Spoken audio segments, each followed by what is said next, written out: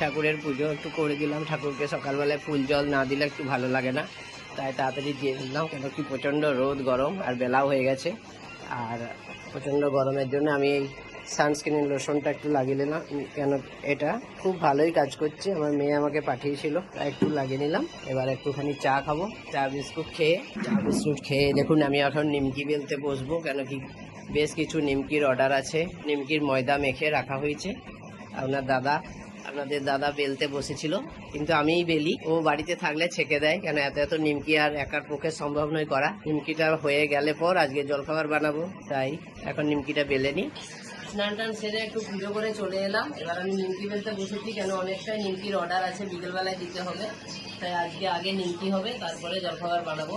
এখন একটু চা বিস্কুট খেয়ে নেবো, তাই জন্য আমি এখন একটু দেখি নিমকিটা কয়েকটা বেলি, তারপর চাটা করে চা বিস্কুট খাবো। তো যদি আপনাদের নিমকির দরকার হয় আপনারা অর্ডার করতে পারেন, আমি স্ক্রিনে নাম্বার দিয়ে দেবো। আমরা অনলাইনেও ডেলিভারি করি। এই যে নিমকি বানাচ্ছি দেখুন, খুব সুন্দর খেতে হয়, অনেকেই নিয়েছে, খুব ভালো খেতে, আপনারাও নিয়ে দেখুন। ঠিক আছে, নিমকিটা বেলি। নিমকি বেলা আমার হয়ে গেছে, এখন ছাকা চলছে। অনেকগুলো ছাকাও হয়ে গেছে, অনেক ছাকা হয়ে গেছে। এইবারেরটাই লাস্ট, এই ব্যাচটা হয়ে গেলে এখন আর করবো না। এবার আবার জলখাবারের ব্যবস্থা করব, পরে আবার দেখা হবে। তো আমি এখন দুপুরবেলা রান্না করছি। রান্নার মধ্যে ভাত আমার হয়ে গেছে, ডাল সিদ্ধও হয়ে গেছে, আর এখন এই কলমি শাকটা ভাজতে দিয়ে দিয়েছি। কলমি শাকটা ভাজা হয়ে গেলে আজকে আমি বানাবো কারি। দই দিয়ে যে কারি বানাই সেটাই আজকে বানাবো। বাড়িতে কেমন সেরকম কোনো সবজি করার মতো দেখতে পেলাম না, তাই ভাবলাম যে কারিটাই করে দিই। কারিটা দিয়ে এই গরমে খুব ভালো ভাত খাওয়া যায়, তার জন্য আমার দরকার এই যে দই নিয়ে নিয়েছি। দই, বেসন, কারির জন্য একটু জোগাড় করতে হবে সব কিছু। তো আমি এখন আগে জোগাড়টা করে নিই, তারপর আমি কারিটা করব, তারপর ভিডিওটা আপনাদের সাথে শেয়ার করব। কারি বানানোর জন্য প্রথমে আমি 1 কাপ দই নিয়ে নিচ্ছি একটা গ্লাসে।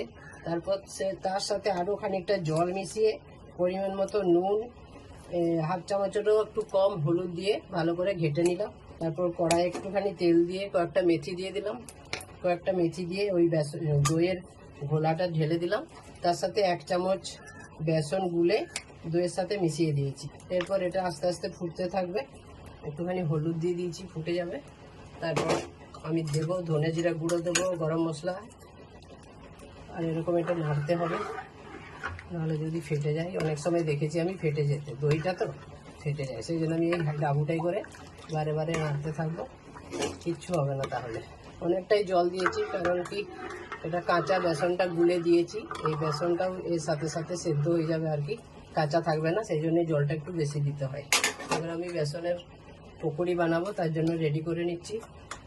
খানিকটা বেসন দিয়েছি, বেসন, পেঁয়াজ আর কাঁচা লঙ্কা, একটুখানি নুন দিয়ে বেসনটাকে তৈরি করে নিচ্ছি। এবার এটাকে ছোট ছোট পকোড়ি করে ওই কারির মধ্যে, দইয়ের মধ্যে দিয়ে দেবো।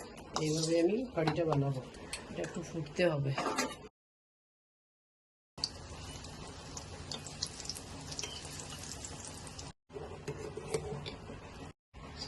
গোলাটা ফুটে গেছে, হয়ে গেছে এটা সেদ্ধ। এবার আমি পকোড়াগুলো দিয়ে দিই।